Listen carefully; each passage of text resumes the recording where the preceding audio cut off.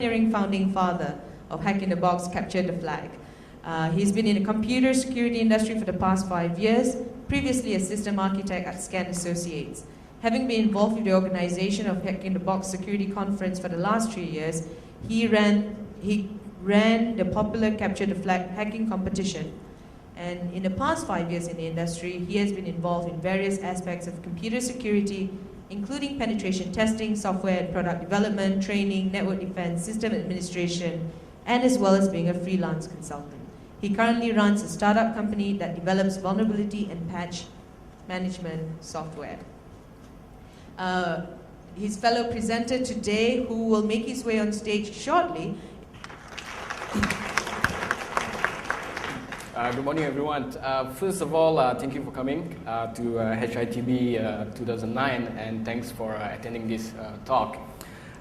Initially, the idea for this talk was supposed to be lab sessions where we will walk through analyzing packet captures and extracting evidence for network-based forensics, but unfortunately, the arrangement has been changed. So instead of 2-hour hands-on lab sessions where you will be able to participate as well, but so it's been turned into a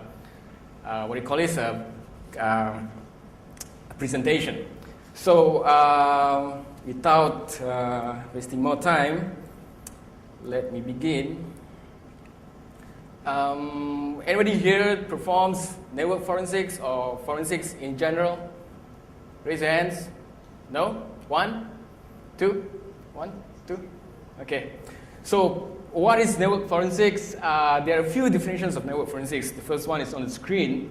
So it's basically the use of scientifically proven techniques to collect, fuse, and identify, examine, correlate, analyze, and document digital evidence from various sources. Okay, this is the definition from Gary Palmer, and according to security expert Marcus Renham, network forensics is basically the capture, recording, and analysis of network events in order to discover the nature of security attacks or problem incidents. And according to Simpson-Carfingal, there are 2 types of network forensic systems: cache it as you can, in which all packets traversing through the network are stored and analyzed later. Or you have something that we are all quite familiar with, which is IDS model: stop, look, and listen, where every packet is inspected for malicious content. And basically, network forensics is about monitoring, determining whether there's any anomalies, and determining the nature of attacks, if any. So you can think of it in a scientific approach, based on all these terms, or you can think of it as analyzing recording, CCTV recording, for example. So in your house, you probably have a CCTV, and you capture whatever that's going on. Yeah. For example, in an office, people walking in and out, blah blah blah. And some of these activities, people walking in and out of the office, carrying stuff, moving things around, are legitimate activities. And network forensic comes when there's an indication of malicious activities. But it may not be malicious. It could be attributed to a customer complaint, and customer calls up to you and say, hey, I was trying to pay for my I was trying to buy a laptop from your company, and I found out that somebody else has been using my credit card number. Okay, so it doesn't mean that you perform network forensics for purely for intrusion or attacks. So what happens now is, in the real world, the investigator, the police or the guards, they will take a look at the CCTV and try to figure out what's happened. So they look at the frames, look at the audio, they look at the video.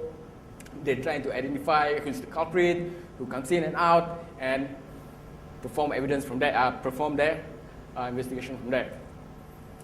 So in network forensics, however, instead of looking at video recordings, you're looking at packets. So some of the tasks involved might be reassembling packets, extracting traffic contents, examining network flows, inspecting packet headers, and so on, right? So when you perform network forensics, or any forensics for that matter, especially for network forensics, you'll be asking, when a particular IP has successfully compromised the system. So you want to confirm that. You want to determine the duration of a HTTP sessions. How long is the session? Is it a long session? Is it a short session? If it's a long session, probably it's a file upload, a webmail activities, uploading files, sending files to webmail. If it's a long download session, it could be a download sessions. Which network protocol is used in attacks? TCP, UDP, ICMP, blah blah blah. What's the main attribute of successful data transfer in TCP, for example? So when you establish that, okay, this guy is transferring data to a external server or whatever, so how do you confirm it? What's the attributes? What's the main attribute of successful file download, upload in FTP connections? Successful download, upload, or even delete, file delete in a SMB, in network shares, in Windows shares, for example. And so on, and so on. Okay, so these are the questions that you want to answer. So now, why network forensics? Okay, there's file-based forensics, there's host-based forensics, there's memory forensics.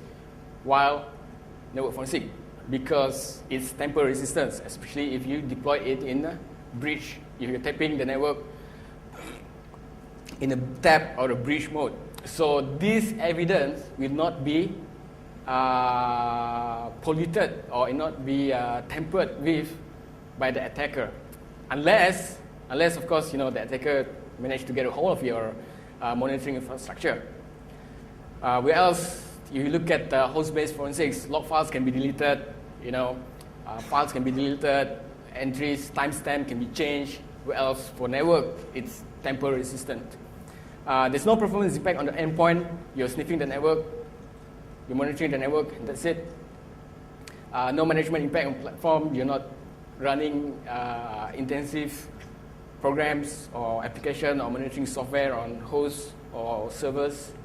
Works across all operating systems because you're dealing only with pickup data or network flow.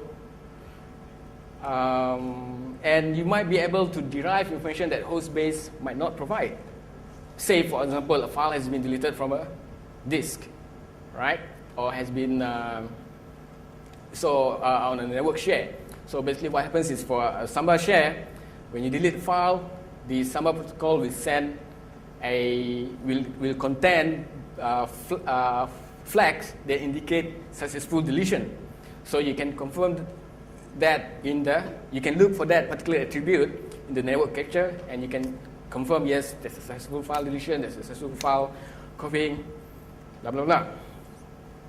So network forensics, you all know this, used for evidence recovery, same as host-based, same as mobile forensic, memory forensics. Here's an example that I've shown earlier, that I've talked about earlier.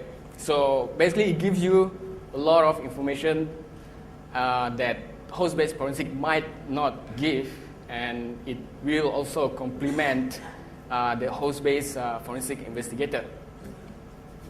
Right, let's move on. So the process is quite simple. You capture, you record, and then you analyze. Right? So the goal is to discover nature of intrusions and to complement host-based forensics. Now, let's talk about how maybe some MNCs or some companies do forensics. Okay, so what they do, they get an IDS alert message. Okay, so based on the alert, you go on and examine the event. Okay, what's the event? Backdoor connection, TCP, Nmap scans, IE7 memory corruption, attack attempts, and then the analyst will perform packet examination. So look at the protocol header, for example, and based on the event, determine, okay, does this confirm with the earlier indication that we get from the IDS, right?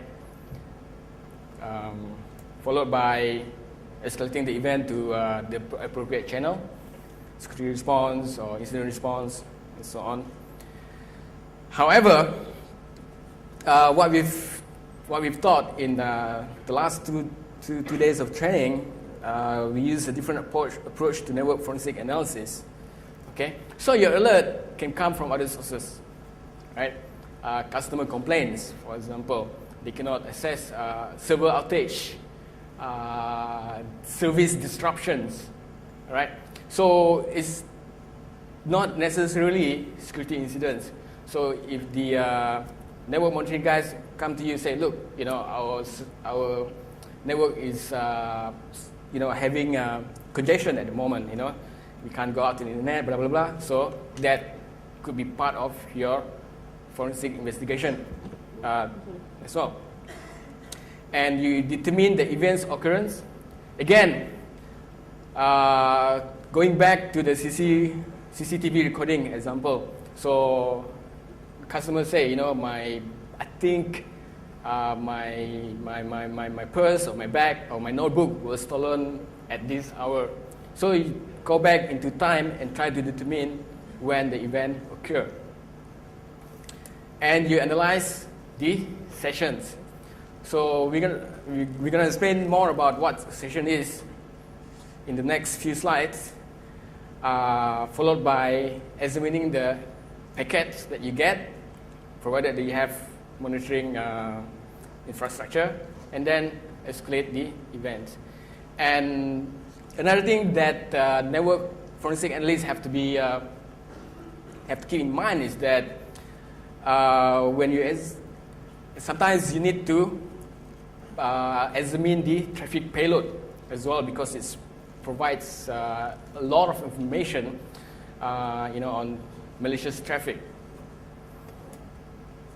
So the purpose, I think this, so for the new technique is to uncover malicious activities and then reconstructing of session data, reconstructing past network events, right? So basically network events already happened in the past. So you need to reconstruct, tell a story from it. Extract evidence. If you need to extract files from the packet capture, so that's the evidence. And if the traffic is encrypted or hidden, then that's part of the process. So here's the big picture. So there's the security analyst here on the left. The main box, the green box, basically explains or describes the process, not in order. So from the top, you have indications like IDS alerts or customer complaints, system or service outage, and then you get your evidence, the blue box. It could be log files, it could be IDS alert files, and for this particular presentation we focus more on packet capture. And you have the analyst, he as an analyst for network forensics, you need to have a few skill sets, which is in the yellow box, and then he goes on, looking at evidence and trying to discover the source of that particular incident. All right, so that's the introduction. Now you have a general idea of what network forensics is. So, so what do I use?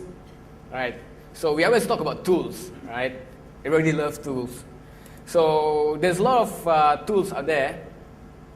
And before we go talking about tools, one thing they have to keep in mind is that if you want to choose a specific tool for a specific task, okay, especially for network forensics, you have to ensure that this particular tool ensures data integrity.